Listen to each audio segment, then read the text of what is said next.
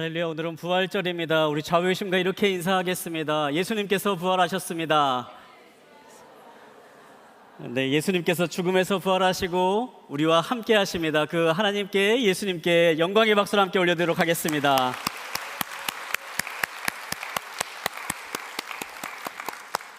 오늘 뮤지컬 찬양팀이 귀한 또 뮤지컬로 함께 해주신 것처럼 예수님의 부활은 역사적인 사실입니다.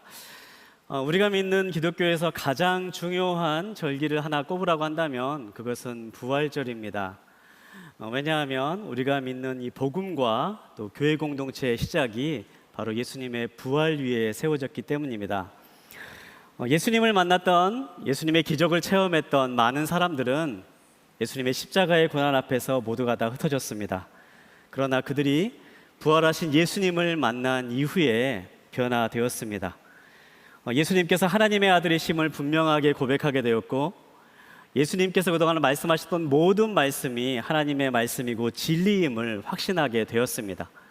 그리고 부활의 주님을 만난 그들의 삶이 변화가 되었고, 그들의 삶을 통해서 복음이 선포되었고 교회가 세워지는 놀라운 믿음의 역사가 계속되어 왔습니다. 예수님의 부활은 역사적인 사실입니다. 그리고 그 부활 위에 우리의 믿음이 서 있습니다. 그리고 부활하신 주님께서 지금 이 순간에도 우리와 함께 하시는 줄 믿습니다. 그 부활의 능력을 경험하시고 부활의 주님과 함께 하시는 이 자리에 계신 모든 분들 되시기를 주님의 이름으로 축복합니다.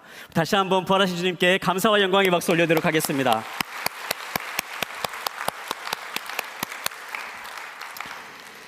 네, 오늘 부활주일을 맞이해서 말씀을 함께 나누려고 합니다. 오늘 함께 나눌 말씀은요, 요한복음 11장 20절부터 26절까지 있는 말씀입니다.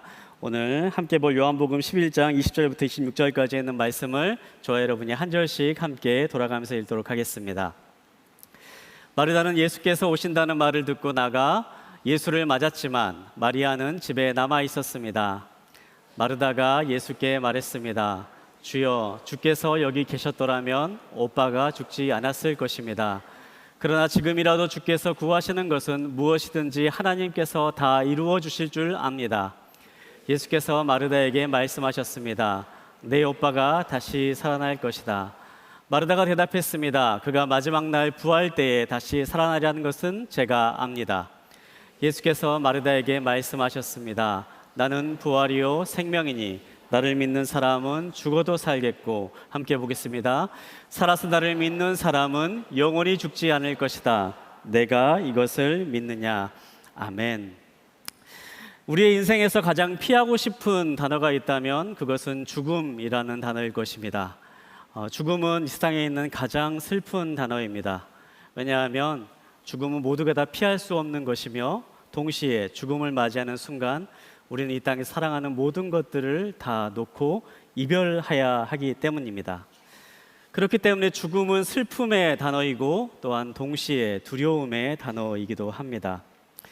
하지만 누구든지 이 죽음을 피할 수 없기 때문에 사람들은 죽음의 문제를 해결해야만 했습니다. 그래서 사람들은 죽음 앞에서 크게 두 가지 반응을 보이기 시작합니다. 첫 번째 반응은 죽음을 잊으려고 사람들은 노력합니다. 이런 사람들은 죽음이 찾아온다는 것을 기억하지 않으려고 애씁니다. 그리고 그저 오늘 하루를 즐겁게 기쁘게 살아가면 된다라고 그렇게 생각합니다. 그런 사람들은 자신의 만족을 채우려고 매 순간 살아가고 쾌락적인 삶을 쫓으며 삶을 이어나갑니다. 하지만 그렇게 죽음을 잊으려고 살아간다 할지라도 결국 언젠가는 죽음을 맞이하게 됩니다.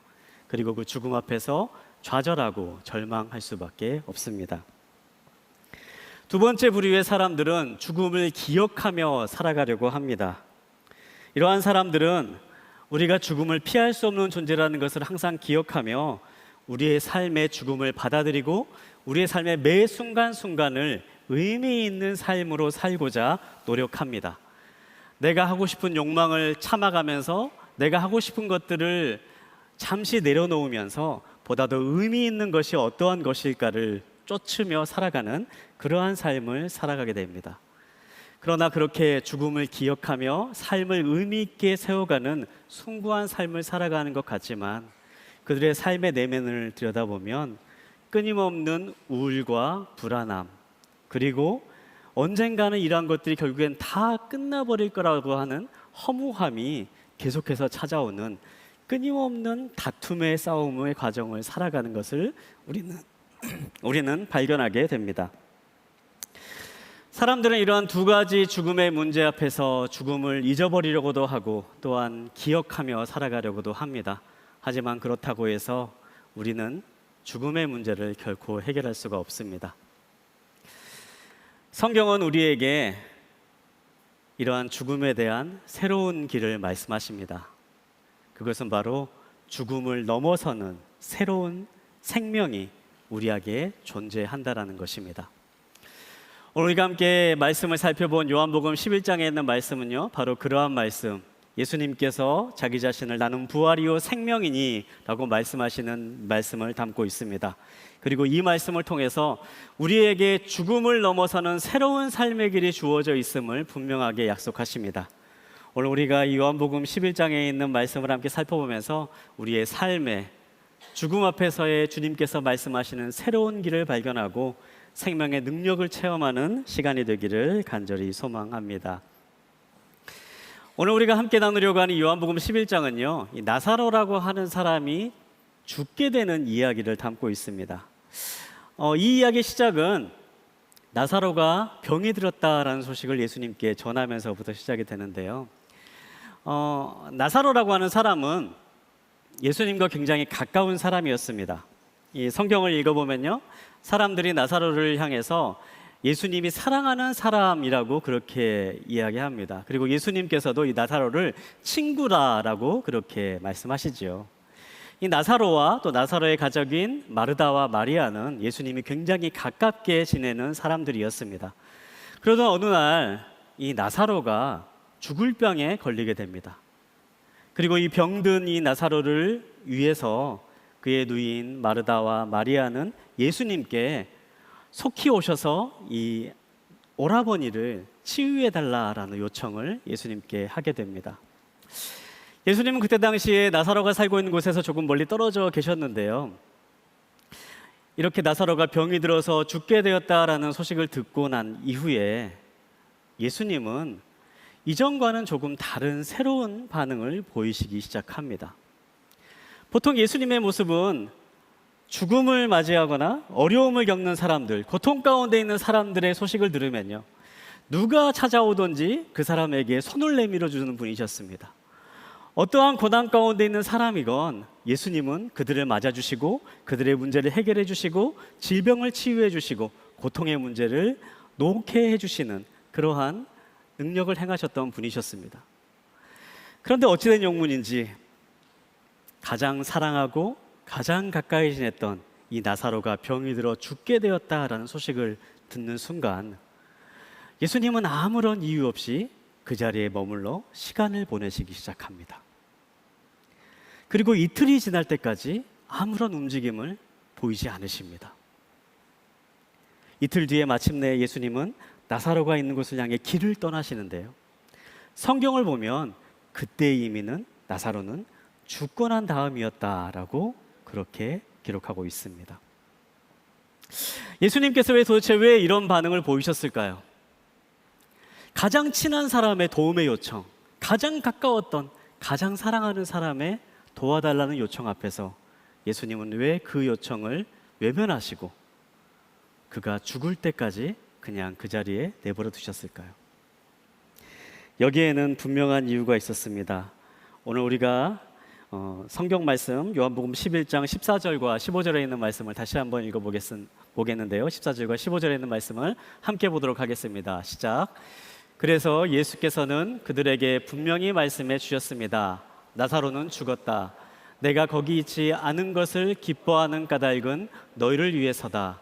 이 일로 인해 너희가 믿게 될 것이다. 이제 나사로에게로 가자. 예수님께서는 분명한 계획이 있으셨습니다.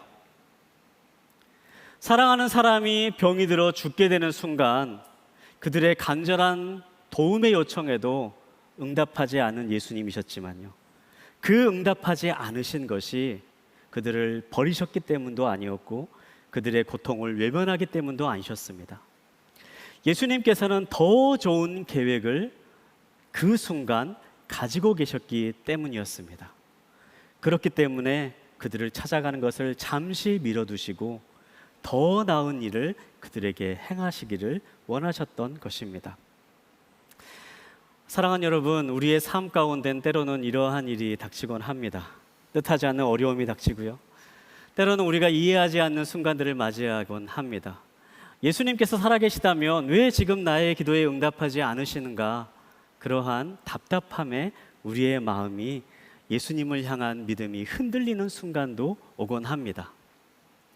어찌 보면 우리가 오늘 뮤지컬에서 함께 보았던 예수님께서 십자가에 달려 돌아가시는 바로 그 순간도 제자들에게는 똑같은 상황이었을 수 있습니다. 이제는 모든 것이 다 끝나버렸다. 왜 예수님은 그냥 그대로 죽으셨는가? 그러한 절망 앞에 예수님께서 아무런 능력이 없는 것처럼 그렇게 여겨지는 순간이 우리의 삶의 자리에도 느껴질 수가 있습니다. 하지만 여러분, 그러한 순간이 있다 할지라도 기억하시기 바랍니다. 주님은 더 나은 계획을 우리에게 가지고 계십니다. 그 순간이라 할지라도 주님은 우리를 결코 포기하시거나 버리신 것이 아닙니다. 주님은 무기력한 분이 아니십니다. 우리가 우리의 기도에 응답하지 않는 것처럼 여겨지는 그러한 순간에도 주님을 바라보십시오. 주님께 나아가십시오. 그리고 그 순간에 주님께서 주시는 새로운 기쁨을 발견하게 될 것입니다. 그렇다면 오늘 본문에 있는 말씀에서 예수님께서 나사로를 향해서 그리고 나사로의 가족을 향해서 또 제자들을 향해서 가지고 있던 더 좋은 계획이란 어떤 것이었을까요? 오늘 요한복음 11장 21절부터 24절까지 있는 말씀을 우리 함께 읽도록 하겠습니다. 함께 보겠습니다. 시작. 마르다가 예수께 말했습니다. 주여, 주께서 여기 계셨더라면 오빠가 죽지 않았을 것입니다. 그러나 지금이라도 주께서 구하시는 것은 무엇이든지 하나님께서 다 이루어 주실 것을 압니다. 예수께서 마르다에게 말씀하셨습니다. 내 오빠가 다시 살아날 것이다. 마르다가 대답했습니다. 그가 마지막 날 부활 때에 다시 살아나려는 것을 제가 압니다. 나사로가 죽은 지 나흘 되었을 때에 예수님은 나사로가 살던 집에 도착하십니다. 그리고 그 예수님께서 오셨다는 소식을 듣고 마르다가 예수님을 맞이하러 나가게 됩니다. 이 순간 마르다의 마음 가운데 어떠한 마음이 들었을까요?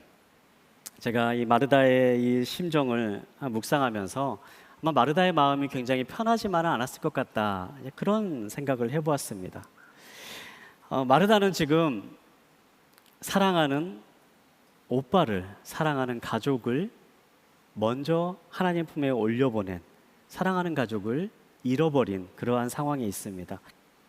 그것만으로도 굉장히 큰 슬픔이 그녀의 마음 가운데 있었겠죠. 그런데 그것과 동시에 마르다의 마음 가운데는요, 왜 예수님께서 우리를 도와주지 않으셨을까 하는 그러한 고통과 의문이 있었을 것입니다. 한번 생각해 보십시오. 우리가 요한복음의 기적의 사건들을 계속해서 살펴보고 있는데요, 앞서 나온 기적 가운데 왕의 신하의 아들을 고치신 그러한 기적의 사건이 있었습니다. 그때 기적이 어떻게 일어났습니까? 먼 곳에 있었지만 예수님께서 내 아들이 이제 나았다라고 하는 말씀을 하시는 그 순간에 왕의 아들이 낳는 기적이 일어났습니다. 설령 나사로를 찾아오시기 힘든 상황에 예수님이 있다 하셨을지라도요, 정말 예수님께서 나사로를 고치시기 원하셨다면 나사로의 병이 나아라라고 말씀만 하셨다면은 나사로의 병이 그대로 나을 수도 있었을 것입니다. 그런데 예수님은 나사로의 병을 치료해 주지 않으시죠. 예수님은 왜 나사로의 병을 치료해 주지 않으셨을까? 왜 예수님은 빨리 오지 않으셨을까? 왜 예수님은 우리 오빠가 죽게 내버려 두셨을까? 이러한 복잡한 마음 가운데 마르다의 마음 가운데는 슬픔이 있었고 예수님에 대한 서운함이 있었고 또 그 서운함을 넘어선 원망의 마음도 함께 있었습니다. 하지만 그럼에도 불구하고 마르다는 예수님을 향한 믿음을 놓지 않습니다. 그리고 예수님께 이야기합니다. 예수님, 지금이라도 예수님께서 구하시면 하나님께서 무엇이든지 이루어지실 줄 압니다. 그러니 우리 오라버니를 위해서 그리고 우리를 위해서 하나님께 무엇이든 구해 주십시오. 그렇게 구하고 있습니다. 분명 마르다는 이 어려운 순간에도 예수님을 향한 믿음을 놓지 않고 있었던 것이죠. 하지만 마르다의 믿음이 그만큼 대단한 믿음이지만 그럼에도 불구하고 예수님이 원하는 온전한 믿음은 아니었습니다. 이어지는 대화를 보면 이러한 대화가 이어집니다. 예수님께서 그래 네가 그렇게 말한다면 내 오라버니가 다시 살아날 것이다 라고 그렇게 말씀하십니다. 그러자 마르다가 대답합니다. 네 주님 맞습니다. 마지막 부활의 날이 되면 나의 오라버니 나사로도 다시 살아날 것이라는 것을 믿습니다. 그렇게 고백하는 거죠. 마르다가 가지고 있는 믿음은요, 바로 이것이었습니다. 마지막 날에 나사로가 부활하게 될 것이다. 예수님이라면 무슨 일이든 할 수 있습니다 라고 고백하는 마르다의 믿음이었지만요, 그녀의 믿음에는요, 예수님이 죽은 나사로를 다시 살리실 수 있는 능력이 있는 분이라는 사실을 믿지는 못했습니다. 그녀가 가지고 있는 믿음의 한계는 그래요, 주님, 마지막 날이 되면 하나님을 잘 믿는 사람들이 그런 것처럼 성경에서 말씀하는 그 약속처럼 나의 오라버니도 다시 부활할 것을 믿습니다라고 하는 그 믿음으로 머물러 있었던 것입니다. 주님은 그 믿음에 우리가 머물러 있고 또한 마르다가 머물러 있기를 원하지 않으십니다. 그리고 계속해서 주님은 말씀하십니다. 25절과 26절에 있는 말씀 우리 한 목소리로 함께 보겠습니다. 함께 보겠습니다. 예수께서 마르다에게 말씀하셨습니다. 나는 부활이요 생명이니 나를 믿는 사람은 죽어도 살겠고 살아서 나를 믿는 사람은 영원히 죽지 않을 것이다. 내가 이것을 믿느냐. 아멘. 예수님께서 이 사건을 통해서 분명히 드러내길 원하셨던 것은요, 예수님이 어떠한 분인지를 우리 모두에게, 또 그 자리에 있는 나사로와 모든 제자들에게 드러내시기를 원하셨습니다. 예수님은 부활이고 생명 그 자체인 분이시다. 그렇기 때문에 예수 그리스도를 믿는 사람은 죽어도 다시 살아날 수 있을 것이며 살아서 믿는 자란 영원히 죽지 않게 될 것이다. 예수님은 이 사실을 분명하게 깨달아 알기를 원하셨던 것입니다. 예수님은 자신을 드러내길 원하셨습니다. 예수님은 어떤 분이십니까? 예수님은 생명 그 자체이십니다. 예수님은 그 생명을 가지고 죽음을 다시 이기시고 모든 것들을 다시 부활시키실 수 있는 능력을 가지고 계신 분이십니다. 바로 이것을 우리 모두에게 알게 하시기 위해서 이 모든 사건들을 진행하고 계셨던 것입니다. 신약 성경에서 말하는 이 생명이라고 하는 단어는요, 두 가지 단어로 표현이 됩니다. 하나는 조에라고 하는 단어로 사용이 되고요, 또 하나는 비오스라고 하는 단어로 사용됩니다. 이 조에라고 하는 신약 성경에 나와 있는 단어는요, 하나님을 속해 있는 생명을 이야기합니다. 이 단어는 하나님으로부터 오는 생명을 뜻합니다. 또 다른 단어인 비오스라고 하는 단어는요, 이 자연 세계에 있는 살아 숨쉬는 모든 것들이 가지고 있는 생명을 비오스라고 칭합니다. 성경은 우리가 태어날 때에 하나님이 주시는 이 조에라고 하는 생명과 우리의 자연 가운데 있는 비오스라고 하는 생명이 함께 있는 존재로 창조되었음을 이야기합니다.